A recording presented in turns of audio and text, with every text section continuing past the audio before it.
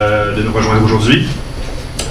So we're really lucky to get to hear from a number of human rights leaders on their thoughts with respect to the evolution of the Charter over the last 35 years. So I'll just very briefly introduce all of our speakers or panelists, and then we'll get on to the discussion. So we're joined by Catherine McKenney. Catherine est la conseillère aux villes d'Ottawa et la première femme au conseil municipal d'Ottawa à s'être déclarée publiquement LGBTQ.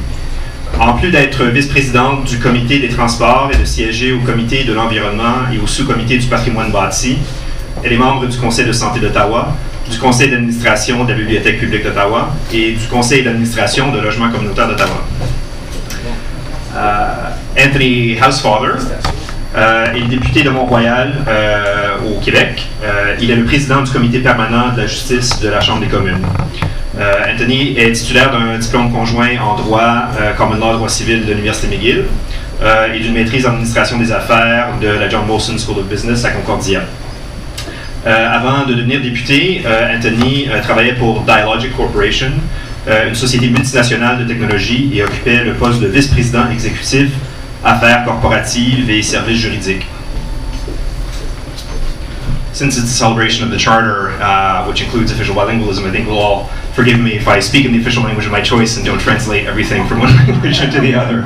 Otherwise, the evening would get a bit long. So, Madame la sénatrice Marilou McPhedran est une sénatrice indépendante du Manitoba. Elle est une fondatrice du Fonds d'action et d'éducation juridique pour les femmes et partisane de l'inclusion de l'égalité des sexes dans la Charte. Notamment, elle a été nommée membre de l'Ordre du Canada en 1985 pour avoir mené conjointement la campagne visant à mieux protéger l'égalité entre les hommes et les femmes dans la Constitution canadienne.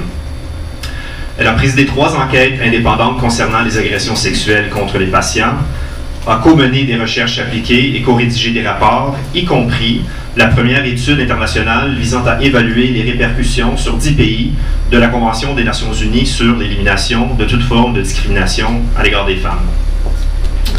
And Marco Mendicino, am I pronouncing that correctly? Very good. Is the I see now why you clerked. Right. It was my 7 days in Rome that let me pick that up. Is the MP, so Marco is the MP for Eglinton-Lawrence in Toronto, Parliamentary Secretary to the Minister of Justice and Attorney General, and a frequent guest on TV talk shows to defend or explain the Liberal government. Marco studied political science at Carleton University prior to attending law school at the University of Windsor. He worked as a federal prosecutor for 10 years, during which time he was involved in the Toronto 18 terrorism case. He also worked for the Law Society of Upper Canada, served as the president of the Association of Justice Council, which is the national association representing the 3,000 federal prosecutors and government lawyers, and taught as an adjunct professor at Osgoode Hall Law School. So, now that the introductions are complete, Senator McPhedran, my first question will be for you. What do you think are the highlights of the evolution of the Charter over the last 35 years? Well, I think I need to qualify my answer by making the point that this is highly anecdotal. It comes from my own personal experiences. And I would say that in my memory, one of the principal highlights was the way in which women in government, both women civil servants and also women who were elected as members of Parliament and women who were in the Senate, crossed party lines. And crossed party lines to focus on trying to strengthen the proposed Charter. And one of the primary motivators for that was that the wording in the Charter that was released in the fall of 1980 and was the subject of all the presentations to the Special Joint Committee of Senate and the House of Commons that focused on the Constitution, and was, by the way, the first of the committees to ever be televised. And that motivation was because the wording for the proposed anti-discrimination section, Section 15 as it was then titled, was exactly the same as the 1967 Bill of Rights, under which women had lost every single case that they brought under the Bill of Rights. So clearly it was a very dangerous draft, and clearly it had to be changed. And the timing was very tight.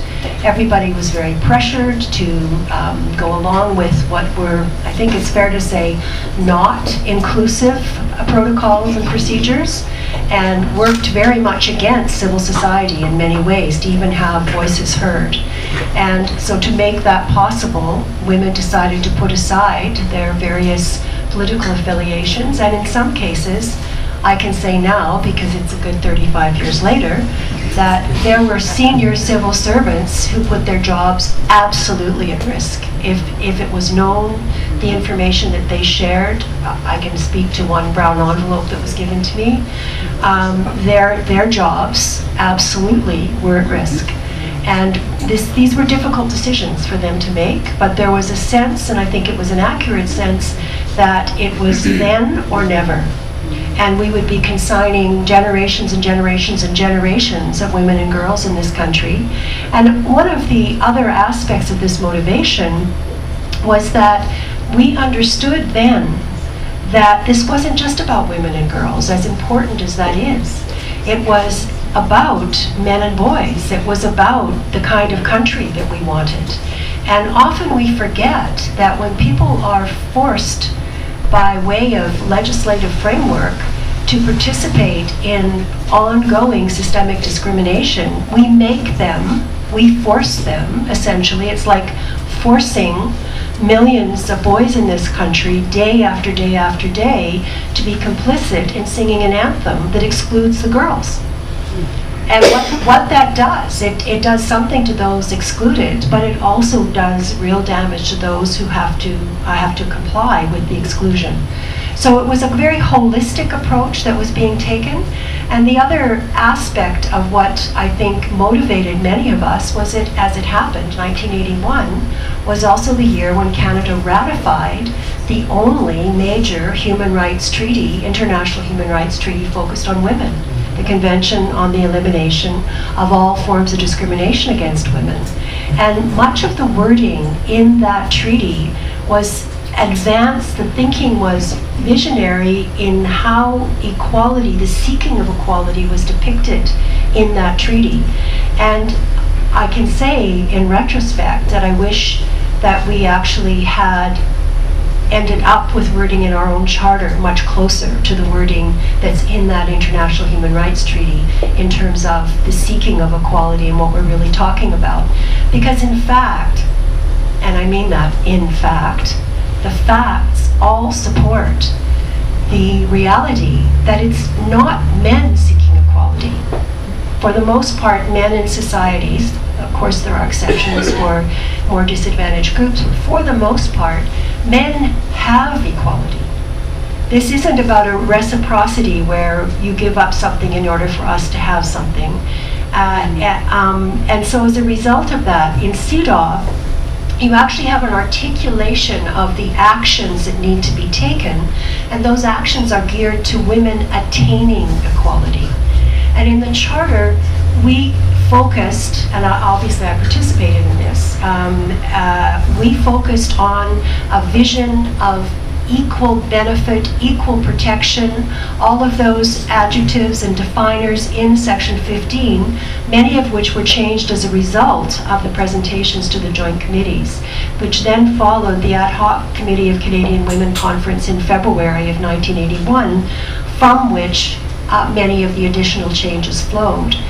None of that would have happened if women hadn't crossed those lines and then had sought alliances in their respective parties and out in the larger community. And that motivation, that momentum would not have happened without the media. I might just pick up on what you've been saying, Senator McPhedran. It sounds as though at the time the Charter was being debated and adopted, there was a hope, if not an expectation, that it would lead to social change. And so I'm wondering, Anthony, maybe if you could comment on whether or not those expectations have been met, surpassed, or not met at all. Sure.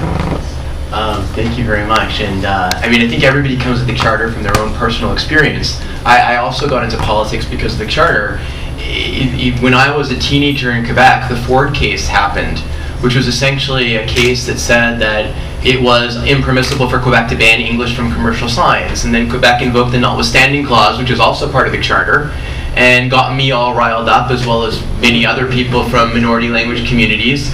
And that's what got me involved in politics, in the Liberal Party, in coming to the Federal Liberal Party, and as a young Liberal moving at our national convention in 1994 for the party's position to be changed to advocate for the elimination of the notwithstanding clause.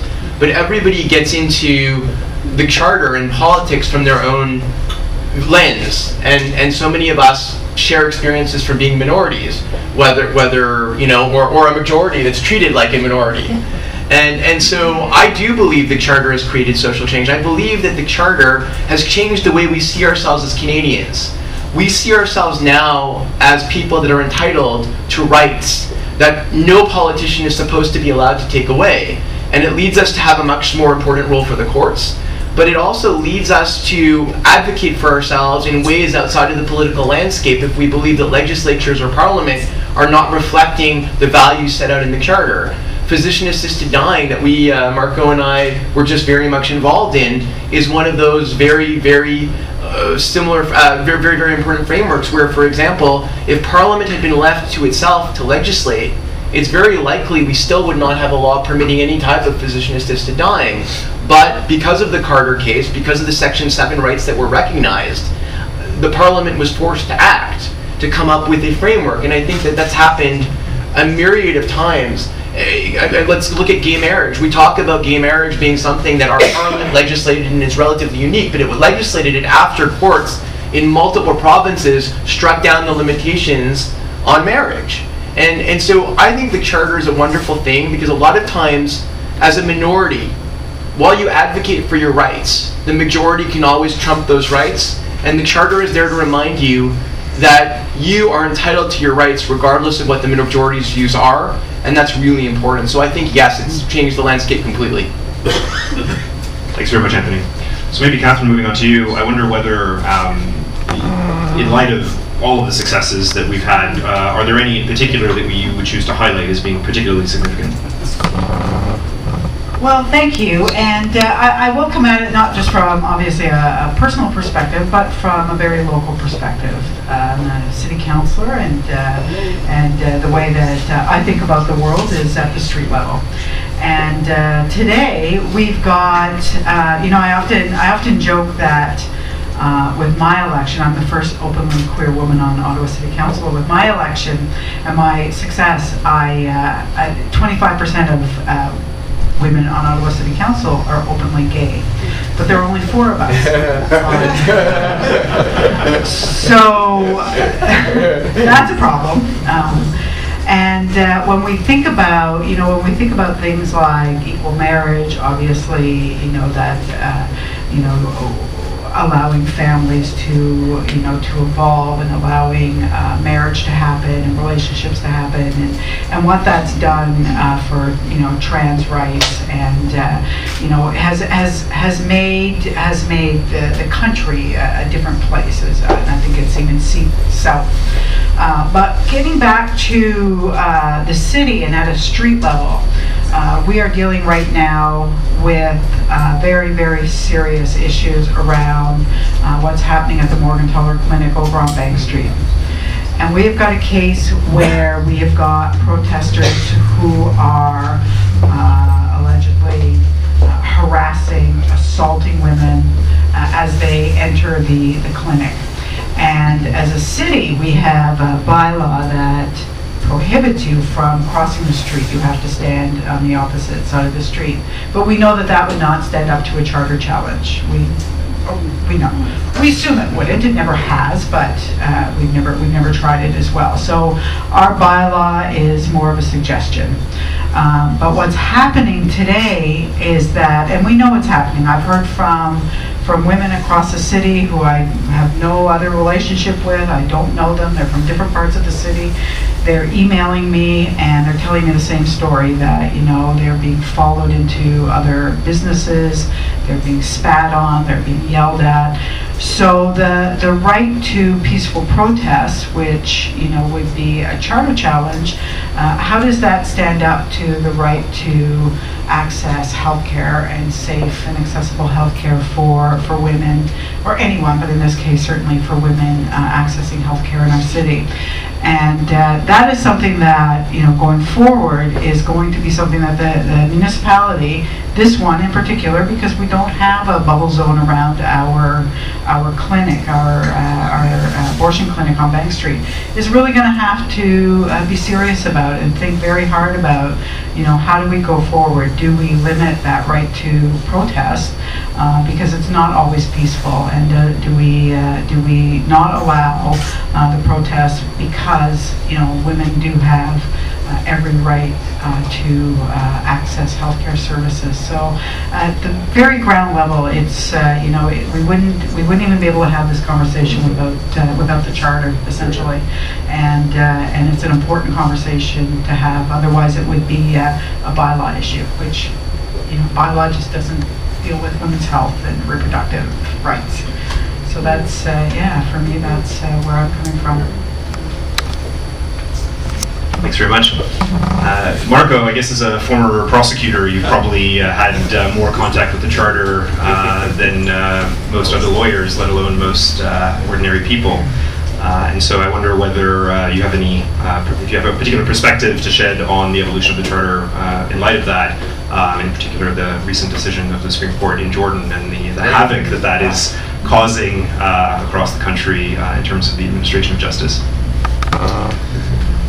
Well, just first, can I say thanks to Andrew and the rest of the Pearson Center for hosting us in this wonderful studio, and Jean-Marc for all of your photographs, which add really quite an appropriate historical context for our discussions today. If you wander to the back there, you'll see Prime Minister Trudeau-Père there, as well as this photograph right here, and I encourage you to all take a very close look at it, because what Jean-Marc told me was that he was actually standing behind Prime Minister Trudeau on the stage, hoping to get the money shot, the actual signing of the charter, the proclamation, and he was I won't say forcibly, but I will say peacefully removed from the stage thanks to the intervention of an RCMP officer who was no doubt doing his job.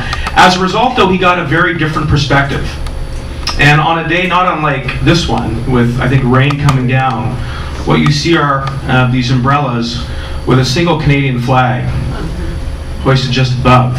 And I thought that's just a really poignant moment that he caught. So thanks for providing that. And boy, oh boy, as a lawyer and a bit of a law geek, recovering law geek, I really wish I could have been there for some of those discussions, and the way that Senator described them, and the bipartisan cooperation, and the way that it transcended politics. You know, unlike some of our other countries, our friends, Canada reached this incredible document, the Charter, through compromise, without bloodshed. And I think that is a reflection of the values which are contained and encapsulated by the Charter. I spoke to some students last week, and we've started to itemize and categorize some of the rights that are in that document. So the right to freedom of expression, conscience, religion, press, substantive rights under the law to get due process, mobility rights, voting rights, equality rights. And I just want to point out quickly, is it Robert? Peter.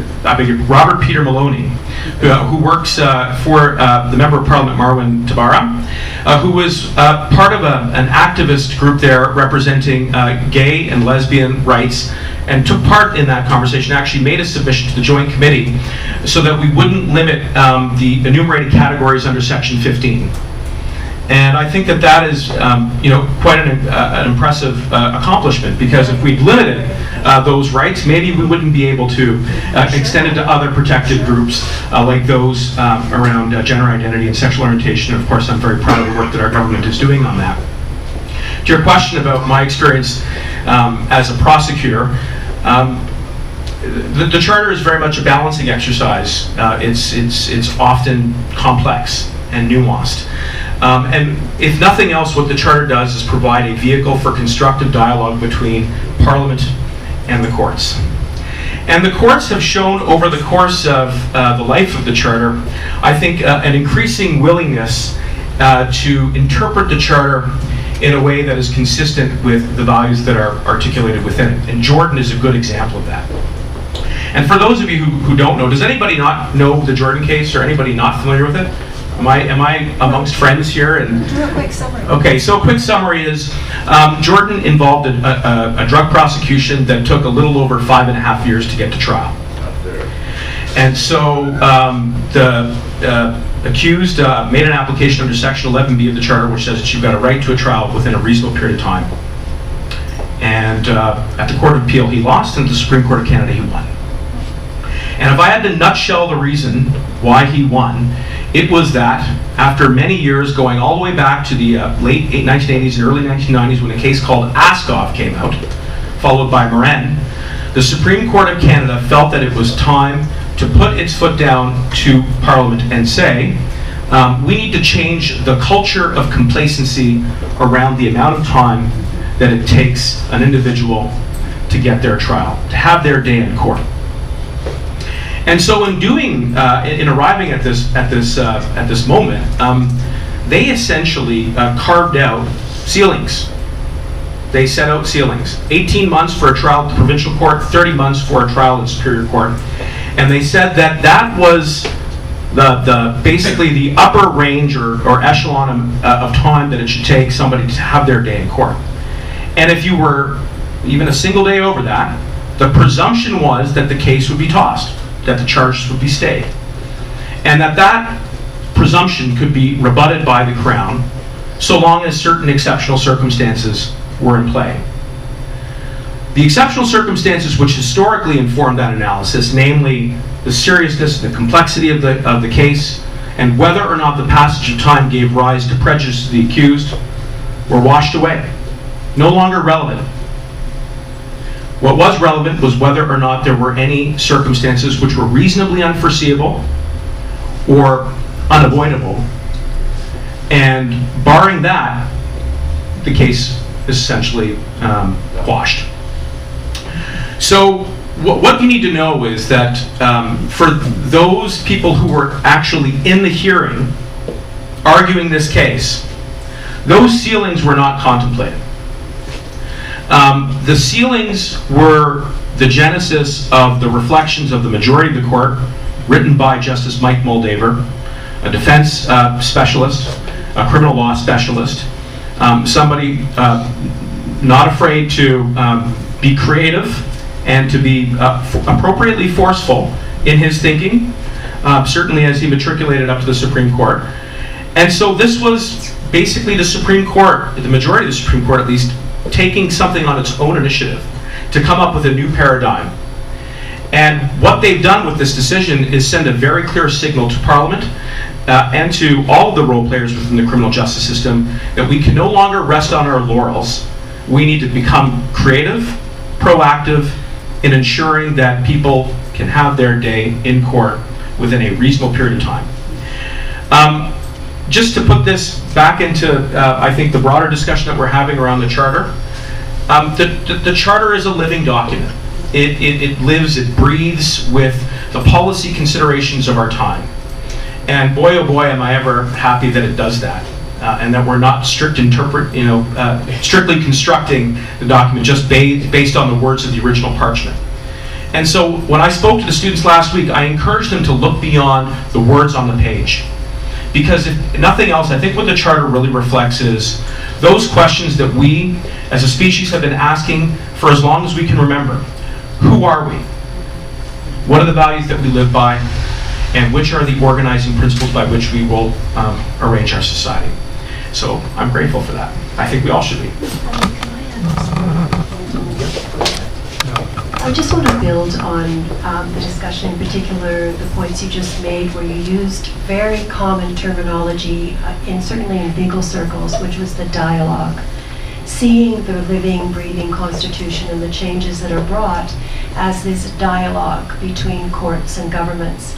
And a lot of my writing is in fact about the need for us to understand that it's a trialogue, that governments typically do not lead with changes until they have heard from people. Most of the major amendments in the charter in that time period, from the draft that was presented in 1980 through to the 1981 April version, and then the November version after the Supreme Court's decision, that ended up in the final 1982 Act, Constitution Act, most of those changes were generated not by governments. They were more generated by civil society groups, and they were often, if they were generated by governments, they were generated in response to people and advocates. So just being mindful of the time, I gather, Anthony, you need to take off for a vote at 6:30, maybe Marco as well, the two of you, yeah. So maybe just to ask you one quick question before you have to take off. Building on what Marco was saying and about the need for creativity on the part of judges on occasion to deal with pressing problems, do you foresee any questions on the horizon coming up in the next few years that, in your view, would require some creativity in terms of making the charter grow and evolve further? I'm actually going to take that one in a little bit of a different direction. And while this may not be my bent, there's a lot of people that look at the Jordan decision and look at some other court decisions and say that the court is actually now going beyond interpreting the charter. They're actually making law and replacing Parliament. And I think that one discussion that is going to be happening in the coming years is when the court is actually coming to decisions that nobody pleaded, and you know, you end up in effect with Jordan that you could potentially end up with. And people believe that this is a federal responsibility, naming judges, but most of the speed of administration of justice, 98%, is provincial. And the provinces are blaming the federal government is pointing out it to the provinces. In the end result, what could potentially happen with Jordan is a lot of charges are stayed, and a lot of bad people may not be in prison where they belong. And while I am certainly a strong advocate for the rights of the defendant to have a speedy trial, you always have to look at a balance. And so my sense is, and I totally agree with what the Senator said, that it's a three-party approach. You're going to get the public that's going to push the government and the courts and the courts talk to each other. You end up at a balance. I think in the coming years we're going to be looking at a potential balancing act with respect to where the court is going right now and pushing back. Because I am afraid that I'm seeing a lot of people, not only people you tend to say on the conservative side, but I mean, Marco too, we had a day of action this weekend. I was doing a lot of door-to-door in my riding, and a lot of people are not happy with the Jordan decision and are talking to me about it. And my sense is that we're going to have an ongoing dialogue from everybody, all parts of society, as to how far courts really should go. It's very important that the Charter rights of Canadians be protected, but at the same point in time, courts are not there to make law. And so I think that's really something that the United States is confronting on an ongoing basis, and I think Canada is going there as well. Marco? I would just say, very concisely, Indigenous rights. No. And quite aspirationally, our hope